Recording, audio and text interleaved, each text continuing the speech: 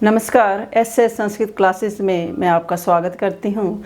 आज हम उपपद विभक्ति के कुछ और करण कारक तृतीया विभक्ति के कुछ और सूत्र करते हैं। पृथक बिना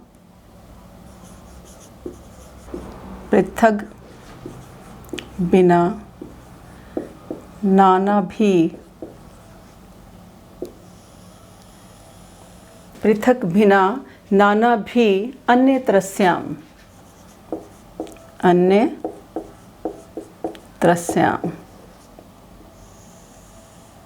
ये हमारी क्या है, उपपद विभक्तियां हैं। तृतीया विभक्ति, उपपद विभक्ति यानी ऐसे शब्द जो पृथक बिना नाना, इन शब्दों के योग में क्या होती है, द्वितीया भी आती है, तृतीया भी आती है और पंचमी विभक्ति का प्रयोग भी किया जाता है। अन्य तरस्याम का मतलब यहाँ पर क्या है कि द्वितीया तृतीया के साथ साथ क्या है कि यहाँ पर और पंचमी विभक्ति का भी प्रयोग किया जाता है। यानी पृथक, पृथक का मतलब क्या है, अलग। पृथक बिना और नाना, इन पृथक का मतलब क्या है, अलग, और बिना और नाना मतलब बिना। इन पृथक, बिना और नाना, इन तीनों शब्दों के योग में कौन सी विभक्ति होती है, द्वितीया भी होती है, तृतीया भी होती है और पंचमी विभक्ति का भी प्रयोग किया जाता है। यानी इनके साथ कौन कौन सी होती है, दूसरी भी, तीसरी और पंचमी। इन तीन विभक्तियों का क्या है, इन शब्दों के साथ हम प्रयोग कर सकते हैं। जैसे हमने क्या कहा, सिंपल वाक्य कि जल के बिना जीवन नहीं होता, तो हम क्या करेंगे, तृतीया विभक्ति का हम कर रहे हैं सूत्र। जैसे अब पहले तो जलेन बिना, बिना जीवनम न अस्ति, तो यहाँ पर क्या है कि जल के बिना जीवन नहीं है। तो इसी तरीके से यहाँ हम क्या है, जलम द्वितीया भी लगाएंगे और पंचमी का भी प्रयोग हम कर सकते हैं, क्योंकि इस सूत्र के साथ क्या है, दूसरी, तीसरी और पंचमी विभक्ति का क्या होता है, प्रयोग होता है। तो जलेन बिना जीवनम न अस्ति, तो जलम बिना जीवनम न अस्ति, जलात बिना जीवनम न अस्ति। पृथक, पृथक का मतलब क्या है कि माता जैसे अपने जो पुत्र है, पुत्र से कभी भी अलग नहीं होती है। माता पुत्रेन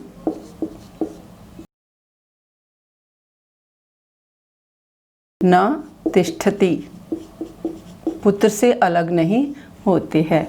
तो यहाँ पृथक का मतलब क्या है, अलग, और इसके साथ जो फौरन इससे पहले जो शब्द है उसमें वो क्या माना जाएगा, उपपद शब्द माना जाएगा। तो उसमें हम क्या करेंगे, तृतीया विभक्ति का प्रयोग करेंगे। इसी तरीके से हम द्वितीया भी लगाएंगे इसमें, पुत्रम और पुत्रात्।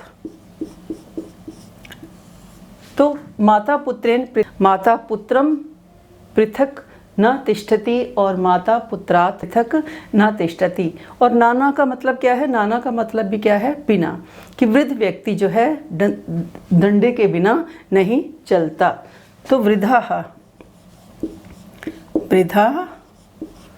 दंडेन नाना न चलती,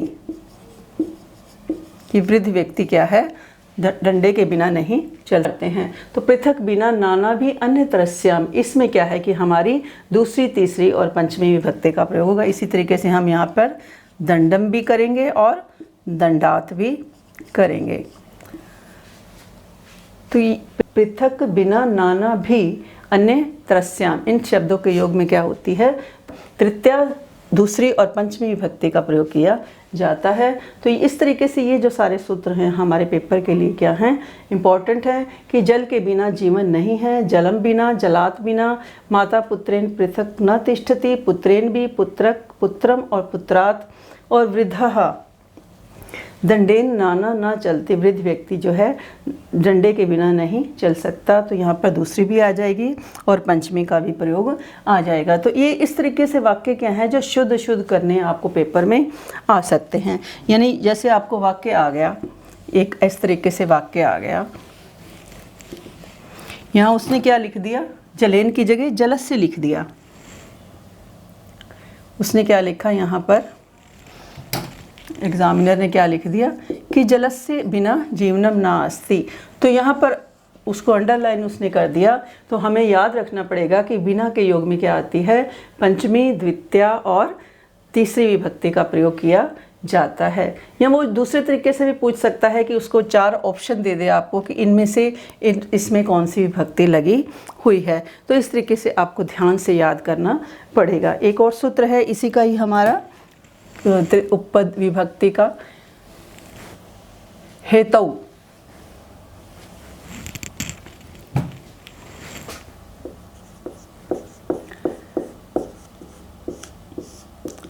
हेतु मैंने किसी कारण या प्रयोजन से कोई कार्य किया जाता है, यानी किसी वस्तु या क्रिया का जो हेतु या प्रयोजन प्रकट करने वाला जो शब्द है उसमें हम क्या करते हैं, तृतीया विभक्ति का प्रयोग करते हैं। यानी हेतु अर्थ में, हेतु मतलब हेतु अर्थ में ये पाणिनीय सूत्र है हमारा। तो हेतु अर्थ में क्या है कि किसी कारण या प्रयोजन से जब कोई कार्य किया जाता है, किसी कारण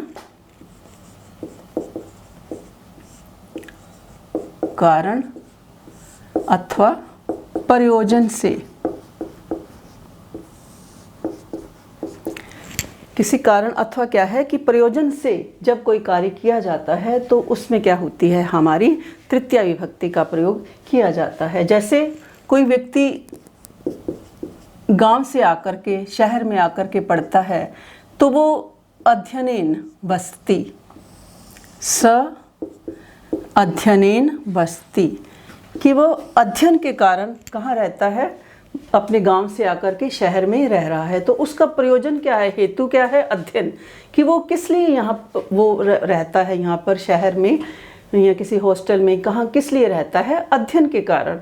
तो उसका यहाँ प्रयोजन क्या है, हेतु क्या है, प्रयोजन है। इस प्रयोजन के कारण वो क्या है, अध्ययन के कारण यहाँ पर रहता है। तो स अध्ययनेन वसति, तो यहाँ पर क्या है कि किसी कारण या प्रयोजन जब लक्षित होता है, प्रकट होता है, उसमें क्या होती है, तृतीया विभक्ति होती है। जैसे लता क्या है कि पढ़ने के लिए क्या करती है, मामा के घर रहती है। लता पठनेन मातुलस्य गृहे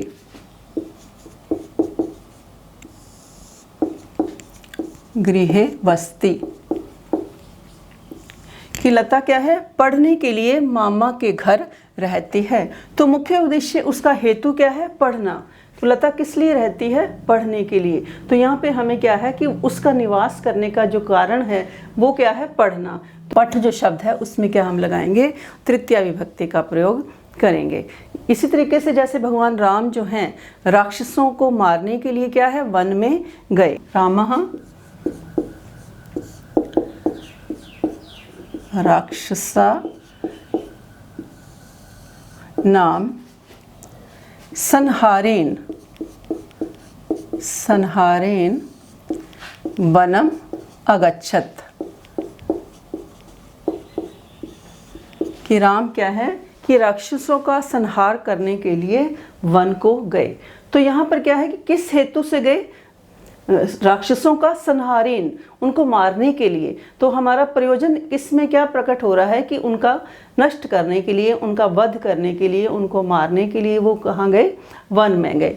तो उस शब्द में जिस कोई कारण या प्रयोजन से कोई काम किया जाता है या कोई जो उससे हमें प्रकट होता है, उससे कोई प्रयोजन की हमें प्रतीति होती है, उस शब्द में हम क्या करते हैं, तृतीया विभक्ति का प्रयोग करते हैं। तो ये हेतु जो शब्द जो है कि कोई जब भी हम कोई कारण या प्रयोजन, हेतु अर्थ में यानी प्रयोजन या कारण अर्थ में हम इसका क्या करते हैं, जब भी कोई कार्य किया जाता है तो उसमें हम क्या करते हैं, तृतीया विभक्ति का प्रयोग करते हैं। जैसे स अध्ययनेन वसति, कि कोई व्यक्ति क्या है कि गाँव से आकर अध्ययन करने के लिए विश्वविद्यालय रहता है, उसका प्रयोजन क्या है, वहाँ से आने का अध्ययन।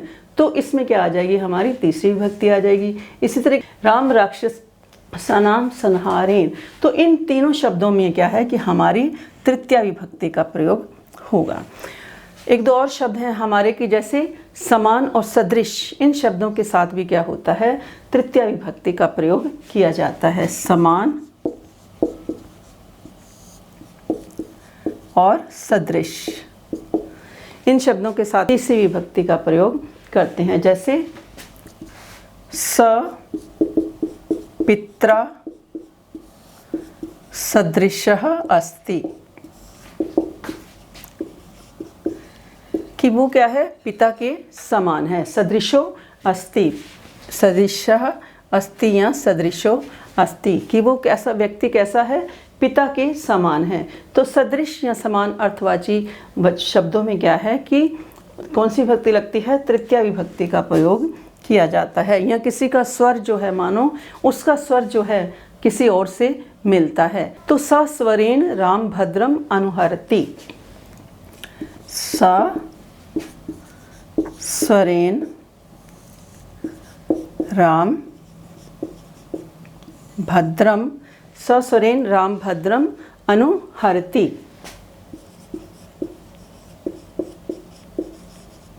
यानी उसके समान उसकी जो आवाज़ है किससे मिल रही है, इस व्यक्ति से उसकी आवाज़ जो है सदृशता रख रही है, समानता रख रही है। तो स्वर शब्द में हम क्या कर देंगे, तीसरी विभक्ति का प्रयोग कर देंगे। तो ये आज हमने सारी जो तृतीया विभक्ति कहाँ कहाँ लगती है, कि जैसे शुरू में हमने किया सयुक्ते अप्रधाने और येन अंग विकारे इत्थम भूत लक्षणे पृथक भिन्न नाना भी अर्थे अलम के योग में, और प्रकृति आदि उपसंख्या नाम, इन सूत्रों के तृतीया विभक्ति करते हैं, करण कारक का हम प्रयोग करते हैं। धन्यवाद।